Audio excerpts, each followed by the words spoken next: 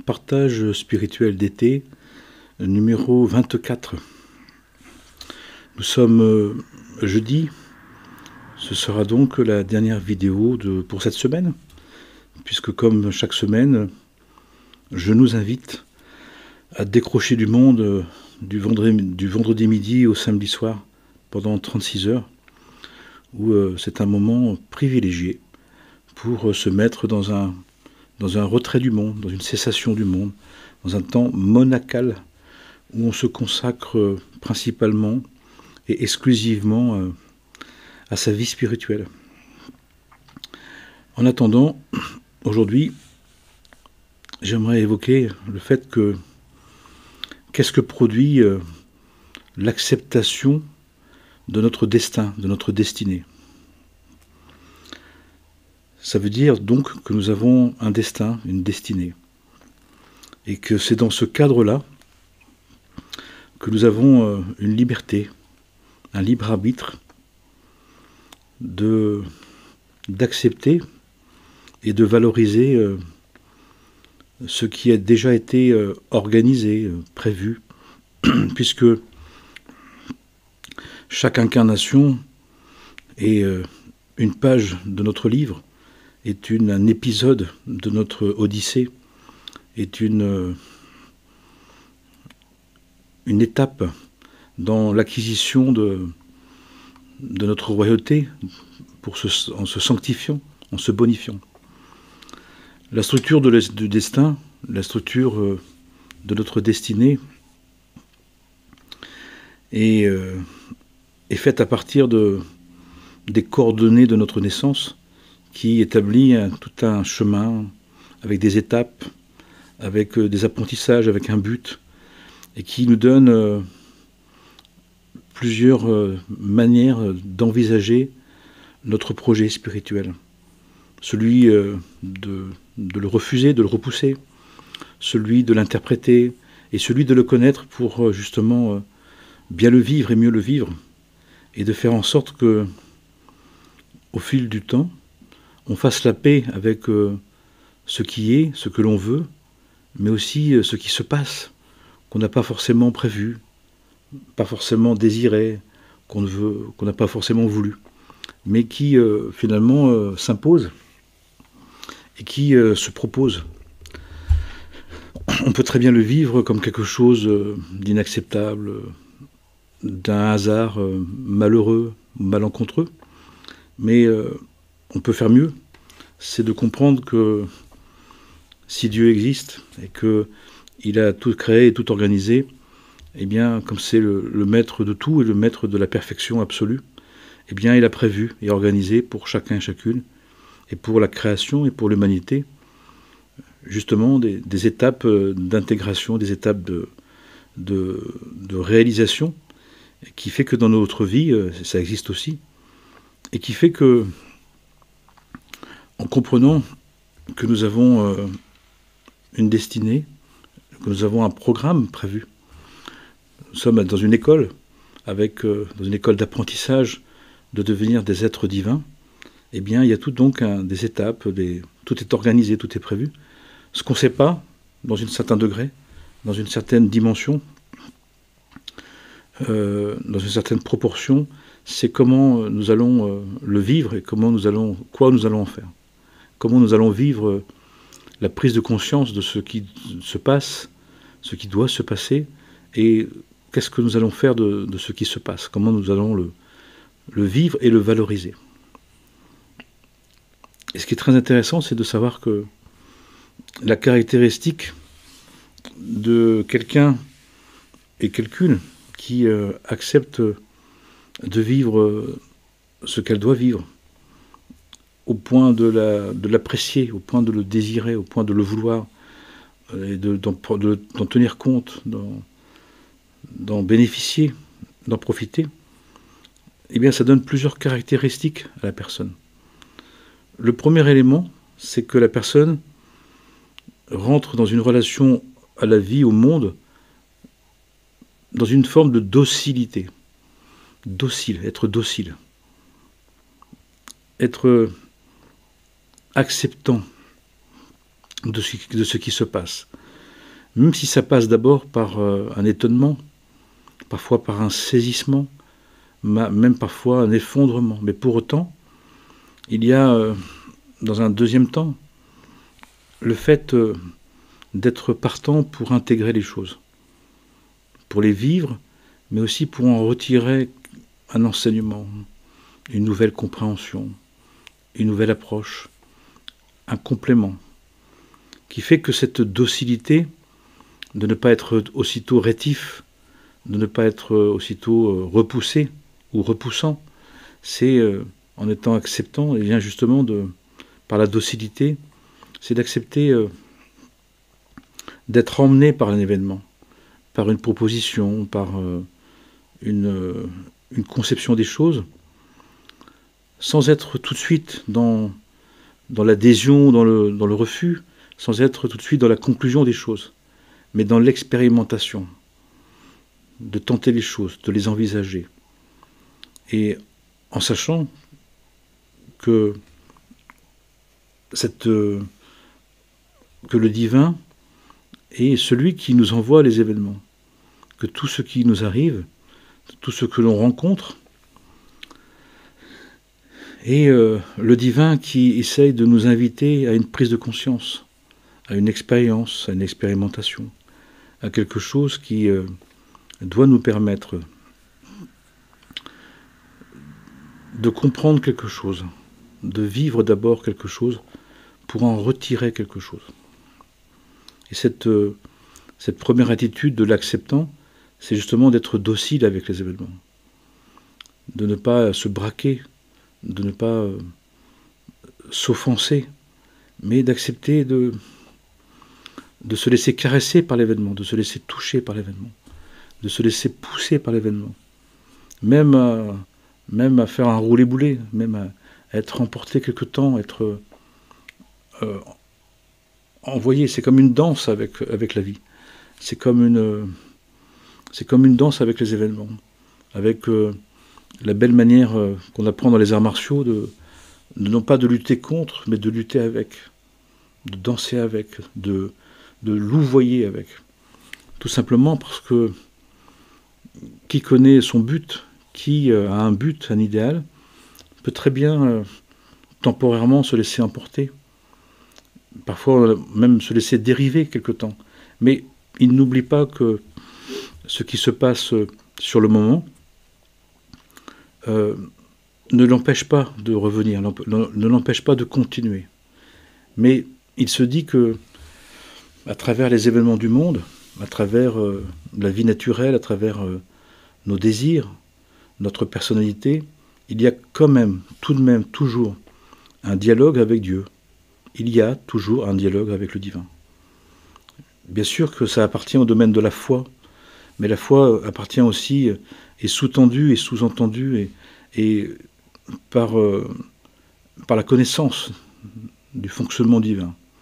Et on dit qu'à travers tous les événements, le divin, pour ne pas nous effrayer, parce que nous avons perdu la conscience de sa présence, nous avons perdu les sens spirituels, qui fait que maintenant, le divin, pour communiquer avec nous, pour dialoguer avec nous, et pour nous soutenir, et en même temps de respecter notre degré de libre arbitre, nous parle à travers les événements, nous invite à travers les événements, nous propose à travers les événements de rencontrer des situations que notre âme a besoin de vivre pour prendre conscience d'elle-même, des lois divines, des principes divins, de ce qui se passe dans le monde, et ainsi se positionner, se replacer, intégrer des informations par des expériences. Et pour cela, il est nécessaire justement d'être dans une docilité, dans une forme d'inclusivité, de disponibilité qui fait que les événements deviennent toujours intéressants, sont toujours à regarder comme une proposition d'un enseignement caché, voilé, mais toujours disponible. Mais ça demande aussi d'accueillir, d'être disponible, d'être docile. Pour cela, on nous dit, deuxième élément de l'acceptant, c'est de ne pas être accaparé par trop de choses, par une idée des choses, par une idée des choses, par une conception des choses qui prend toute la place. Comme un ordinateur qui serait tellement rempli de souvenirs, de mémoires, d'informations, qu'il n'y a plus de place disponible pour du nouveau, pour du autrement.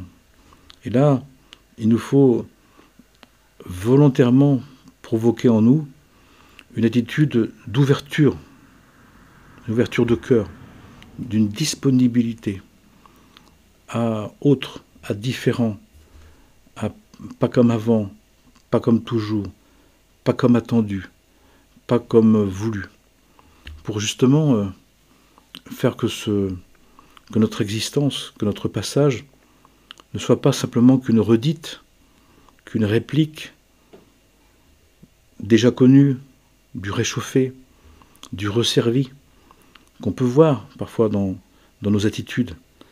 Mais nous avons aussi à rencontrer du différent, du nouveau, du autrement, pour justement permettre à notre âme divine, à notre être divin, de progresser, d'évoluer. Nous sommes là pour avancer, pour progresser, pour évoluer, pour nous sanctifier à travers des épreuves, à travers des situations qui viennent nous confronter, nous pousser, nous bouleverser. Mais est-ce que nous sommes disponibles à cette dimension-là? Ou est-ce que nous nous sommes réfugiés sur un îlot de certitude, sur un pic de conviction qui ne bouge pas, qui ne peut pas bouger? On peut être très bien convaincu d'un idéal, mais il s'agit quand même de rester dans la vie, de rester dans le vivant, de ne pas être une conscience stagnante, de ne pas être une intelligence fixée, bloquée, qui donne une espèce de forme d'intellectualisme, même religieux, même spirituel. Je vois des personnes qui sont dans une spiritualité intellectuelle, mentale. C'est perché, c'est théorique, c'est là-bas, c'est là-haut, c'est génial, c'est grandiose, mais ça ne descend pas dans le réel, ça ne descend pas dans le concret. Ça ne change pas la nature de l'être. Ça ne provoque pas une mise en route, une mise en pratique, une transformation. Nous ne sommes pas venus simplement là pour remplir le mental, mais nous sommes venus pour développer l'intellect du cœur, de nous transformer, de nous modifier, de progresser. Et ça passe par des choses concrètes. Est-ce que je suis plus disponible? Est-ce que je suis plus docile? Est-ce que je suis plus conscient? Qui fait que dans nos relations, il y a un mouvement d'accueil, un mouvement de respect, un mouvement d'attention, un mouvement d'intérêt pour l'autre, qui enlève de nous, qui supprime de nous le côté soit indifférent, soit haineux, qui sont l'expression d'une petitesse d'esprit, d'une fermeture de cœur, d'un manque de don de soi, d'intérêt pour la vie, pour le vivant. On s'est fixé, on s'est arrêté.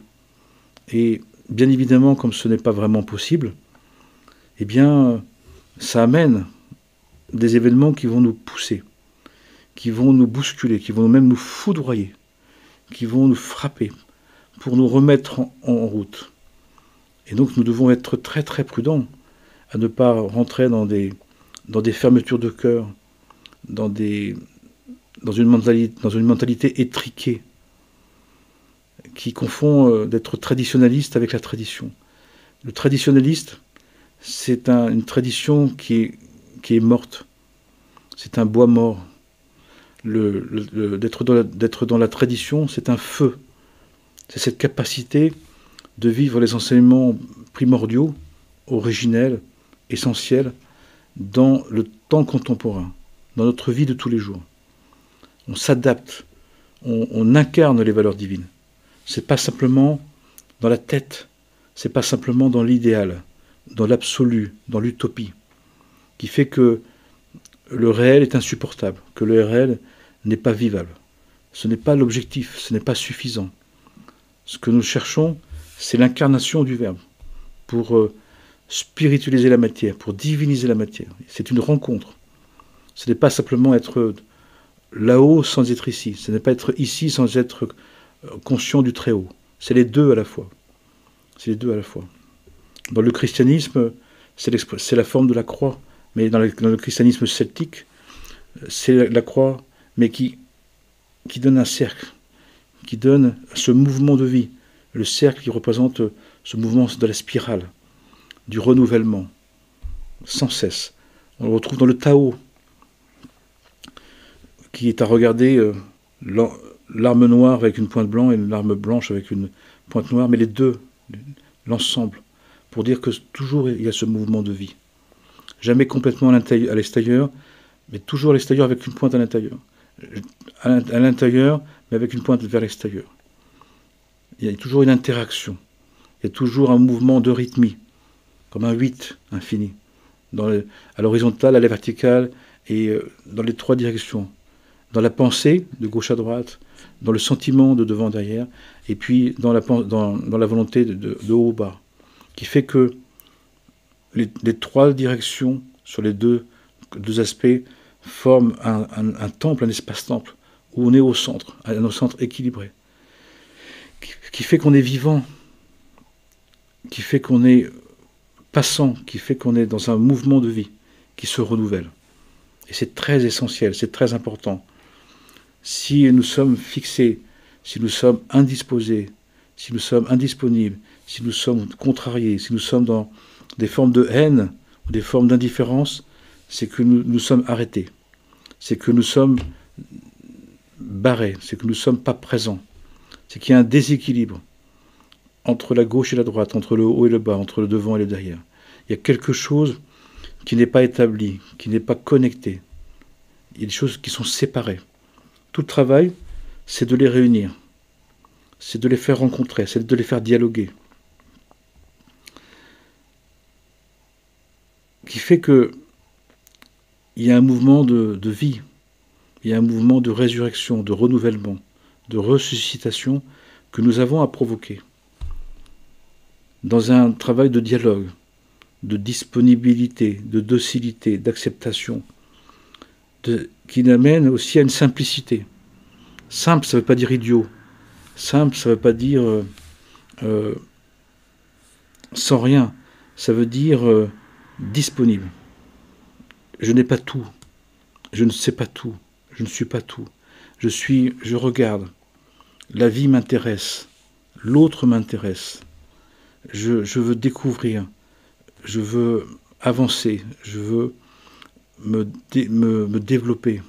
Et pour cela, j'ai besoin de me désencombrer de ce qui en moi est définitif, est vieillot, est passé, pour être dans une forme de renouvellement, mais aussi qui nous amène à de la bonté dans la relation, qui nous amène à de l'ouverture d'esprit dans la discussion, qui nous amène à de la douceur dans les situations, du contentement dans le vécu, dans la matière, pour faire en sorte que nous acceptions notre destinée, qui porte pour tout le monde des épreuves, des défis, des rendez-vous, des stations à passer, des moments à traverser. Mais dans tous les cas, il y a un mouvement de vie qui passe.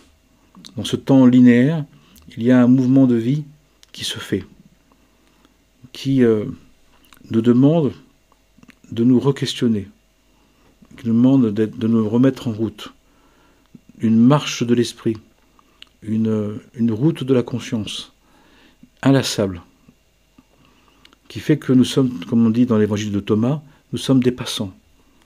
Ne stagne pas, ne te fixe pas pour te régénérer. Et en ce moment particulier, nous avons pu rester trop longtemps à un endroit, dans une manière d'être, dans un fonctionnement. Et la vie nous pousse à aller vers la suite, aller vers notre devenir. Et on peut voir que chacun et chacune, notre addiction à la matière, notre addiction au mental, à l'utopie, à l'idéalisation qui se passe du monde, qui se passe de l'incarnation, fait qu'à un moment donné, la vie nous ramène au réel. La vie nous ramène au fait de chercher de nouveau, de ne pas rester content de soi. Le contentement, ce n'est pas d'être satisfait de soi, c'est justement de dire, mais il y a toujours quelque chose à améliorer, à comprendre, à découvrir, à visiter. Mais pas que de l'extérieur, pas que dans la surface des choses, mais dans la profondeur de l'être. Puisque nous sommes dans un travail de perfectionnement, de rubification, de déification, qui fait que nous avons à accepter notre destin, qui nous amène inlassablement, qui nous ramène inlassablement à ce que nous devons justement rencontrer pour le perfectionner, revoir pour l'améliorer, découvrir pour commencer. Et ce qui fait que nous avons beaucoup de travail spirituel pour développer des vertus, développer de la patience, de la conscience, de la vigilance en particulier, qui amène au fait d'être compatissant, d'être aimant, d'être bénissant, qui sont fondamentales, avec la caractéristique que la personne, elle apprécie sa vie. Elle comprend que de plus en plus, il s'agira de se baser sur l'Esprit Saint, sur l'Esprit de Dieu, et de moins en moins sur la matière extérieure, les passions du monde, mais aussi la passion de soi, qui est la plus grande addiction qui soit, ce qu'on appelle l'égoïsme ou l'égocentrisme. Le fait, justement, de penser que ses propres forces, que son propre vouloir pourrait tout faire. C'est-à-dire que finalement, on pourrait décider de notre destinée, que à la naissance, rien n'est prévu, que tout est possible. Ce n'est pas vrai. On peut le penser, on peut y croire, mais ce n'est pas vrai. Et puis surtout, c'est que ça serait inutile, puisqu'on ne pourrait pas tout vivre ce qu'on veut. C'est de vouloir vivre une vie, ce qu'on doit vivre, dans des temps différents, dans des mondes différents, dans des expériences différentes, ce n'est pas possible. On ne pourrait pas l'intégrer, tout simplement. Mais nous sommes dans un processus d'acquisition, dans une école d'apprentissage, avec des épreuves, avec des défis, pour justement accepter ce que nous avons à vivre. Ce qui veut dire qu'il y a un certain nombre de parcours, d'épreuves, de stations que nous devons passer. Et une des caractéristiques de ce temps actuellement, c'est qu'elles viennent vite, elles se succèdent, elles s'amoncellent, elles se cumulent, parce que d'un certain point de vue, on nous dit que nous sommes en retard. Nous avons été beaucoup plus oublieux, inconséquents, profanants, idolâtres, même débauchés dans le monde. Et que donc cette rectification, de cette descente trop grande dans la matière, dans l'oubli, dans l'idolâtrie du moi, dans l'idolâtrie du monde, nécessite de remonter, de revenir à un degré de conscience de base qui est nécessaire de retrouver, de trouver, de retrouver, d'acquérir, de stabiliser, qui fait que, eh bien, les personnes témoignent d'une impression d'obligation, d'injonction, d'empêchement, mais si on ne comprend pas que ça vient de notre projet d'âme, de notre destinée d'âme, on va le vivre, on peut le vivre comme quelque chose d'imposé de l'extérieur, d'un complot mondial contre soi, d'une malédiction familiale. J'entends des choses comme ça.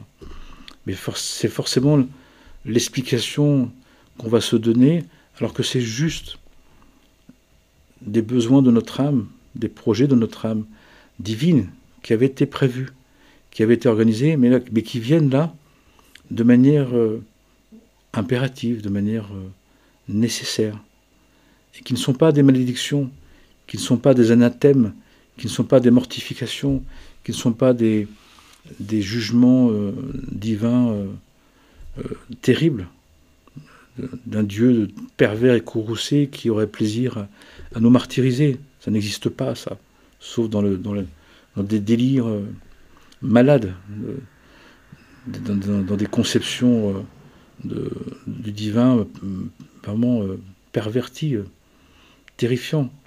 Tous les êtres éveillés, réveillés, les maîtres, les gardiens, les mystiques, les éveillés, les initiés, nous parlent d'un Dieu de tout amour, un Dieu de compassion, un Dieu qui prend soin de nous, qui ne veut pas nous blesser, qui ne veut pas nous terrifier d'aucune manière.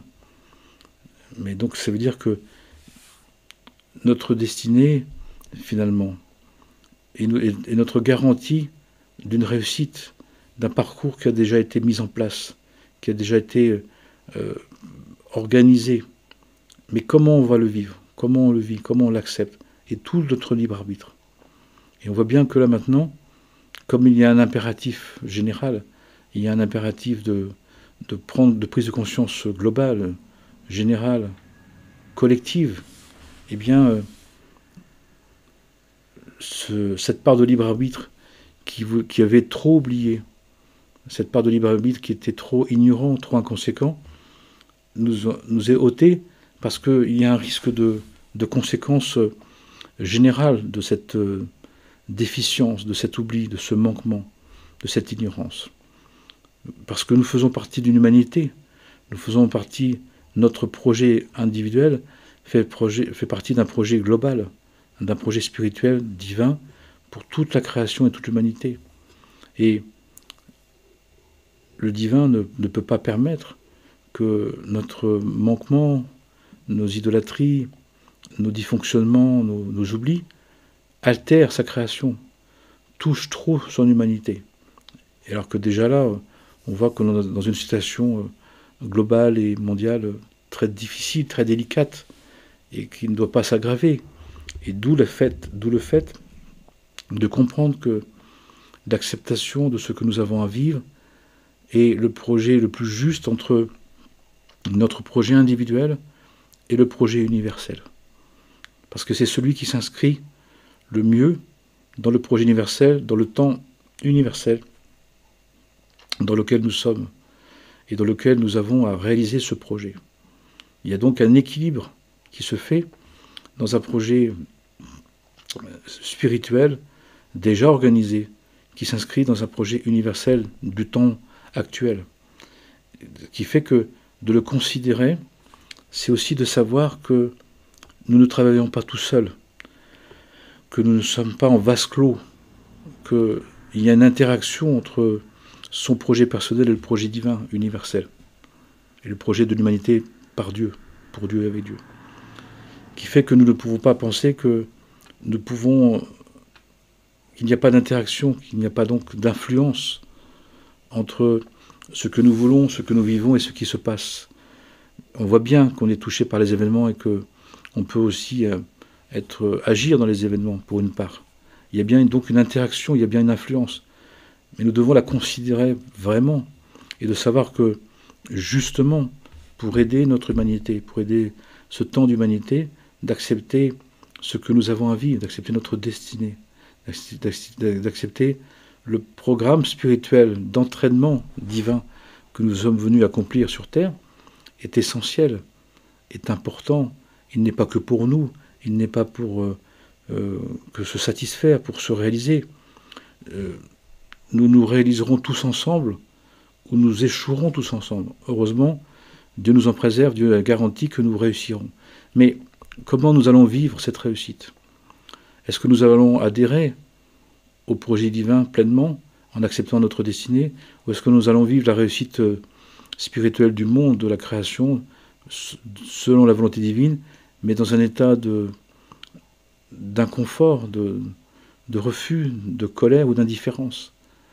Ça n'empêchera pas que l'humanité réussisse. Mais comment allons-nous participer? Comment allons-nous accepter? Comment allons-nous être d'accord ou peu ou pas avec ce qui se passe? Ça nous appartient. Et donc c'est très important de le savoir.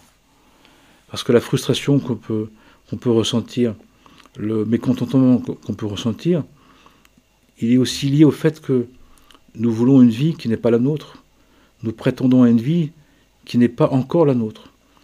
Mais comme nous ne savons pas si ce que nous voulons appartient à cette vie, ou peut-être à des vies précédentes ou à des vies suivantes, de fait, nous pouvons nous emporter, nous énerver, ou être indifférents, ou être lassés.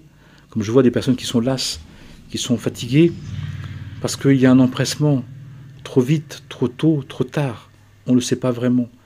Donc pour ça que l'acceptation de son destin amène dans la manière d'être de la docilité, de la responsabilité, de la simplicité, du contentement, de l'ouverture de cœur, de la bonté, de la douceur, pour justement de faire en sorte qu'il y ait un dialogue juste entre notre projet qu'on porte et le projet divin qui est pour toute l'humanité, qui fait qu'on accepte que le divin, on comprend, on accepte que le divin nous conduit et qu'il nous fera réussir justement en lui faisant confiance, en lui disant chaque jour qu'on lui fait confiance, en comprenant que il garantit cet équilibre entre les projets individuels de chacun et le projet pour l'humanité, pour la création. Et que nous contrarier, que nous opposer, que nous frustrer, que nous énerver, que nous déprimer ne sert à rien. Ça n'empêchera pas les choses. Combien de personnes se font croire, ou laissent entendre, ou veulent croire, qu'en se martyrisant, en se blessant, en s'affligeant, elles pourraient changer les choses. Il faut savoir que ce n'est pas possible. Ce n'est pas parce que nous avons la possibilité, nous avons ce libre arbitre de vivre plus ou moins consciemment, plus ou moins volontairement, plus ou moins adhérent, avec adhésion aux événements, à la situation, au projet, que nous pourrions changer le projet divin. Et heureusement, parce que là, comment ça serait possible avec le nombre de gens, le nombre de personnes sur Terre? Heureusement que le divin coordonne, ajuste, équilibre tout ça. Mais quel est notre degré d'acceptation? Quel est notre degré de joie, de réjouissance, de contentement, de paix, d'envie, de désir, de vivre ce qui se passe? On peut proposer des choses, on peut envisager des choses, mais si ce qu'on propose et qu'on envisage ne se produit pas, il n'y a pas de raison de s'énerver, il n'y a pas de raison de s'emporter, il n'y a pas de raison d'en vouloir, il n'y a pas de raison d'être haineux ou indifférent. Ça montre juste qu'on voulait imposer les choses, se l'imposer et l'imposer aux autres, qu'on voulait tordre le bras au divin, ce qui est impossible. Et certains le veulent, certains le croient, avec des passes, avec des méthodes, avec des injonctions, avec des pensées, avec des magies blanches, des magies noires. Mais c'est totalement impossible. Et pourtant on l'essaye, tellement l'orgueil, la vanité, la vaine gloire, le racontage est fort. Parce que, justement, on n'a pas compris encore que notre libre arbitre est le choix de vivre bien ce qui a déjà été déterminé, prédéterminé, pour qu'on réussisse dans le cadre d'une création dans laquelle nous avons été mis, et dans le cadre d'une volonté divine qui nous a créés. Et nous devons inlassablement nous en souvenir, pour faire la paix avec nous-mêmes, la paix avec le monde, la paix avec Dieu, la paix avec son prochain, la paix avec la vie. Parce que l'essentiel, c'est d'arriver à vivre en Dieu, par Dieu, avec Dieu, de manière vertueuse, de manière honorable, de manière spirituelle, de manière divine, de manière sainte, ce qui doit se passer, ce qui est en train de se passer. Le fait de ne pas pouvoir décider de tout, de choisir tout, n'empêche en rien la possibilité de faire de ce qui se passe, de faire ce qui se produit, une expérience de sainteté, une expérience de sanctification du Saint-Nom, de glorification du Saint-Nom, de glorification de la vie, du vivant, avec toutes les vertus de bonté, de miséricorde, de compassion, de vaillance qui en découlent. Et ça nous appartient. Et donc puissions-nous l'envisager, puissions-nous le désirer et le vivre dans notre vie, et de faire la paix pour être en paix, pour être paisible et d'être fraternel, d'être bienveillant, d'être aimant, compatissant, bénissant, qui est vraiment l'essence des 2 commandements qui gouvernent toutes choses et qui commence, comme on dit, par ne fais pas aux autres ce qu'on n'aimerait pas qu'on te fasse et fais aux autres ce qu'on aimerait qu'on te fasse. C'est-à-dire aussi vraiment d'accepter que Dieu s'occupe très bien de ce monde et qu'il gère ce monde et que nous opposer, le repousser ne sert strictement à rien. C'est juste nous blesser pour rien. Et ça ne changera pas les choses. Il faut le savoir, il faut se le dire. Mais que l'acceptation ne va pas non plus faire en sorte de nous faire éviter ce que nous avons prévu de passer.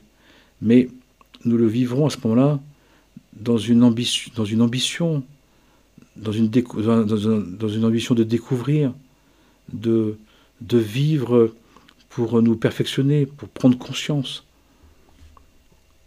pour évoluer, pour grandir spirituellement parlant. Et c'est tout l'enjeu de notre libre arbitre, c'est-à-dire de l'acceptation libre de notre destinée, d'un projet prévu, organisé pour participer au bien de l'humanité, au bien de la création, tout en nous accomplissant. Tout en participer en nous accomplissant, nous accomplir pour participer. Tout le projet divin est là dans ce sens-là. Puissions-nous en avoir envie, puissions-nous l'envisager et le vivre pour le bien de tous les êtres, bien sûr. Que la paix soit sur nous, en nous et tout autour de nous, sans exception, pour le bien de tous les êtres et pour notre participation libre, choisie, volontaire,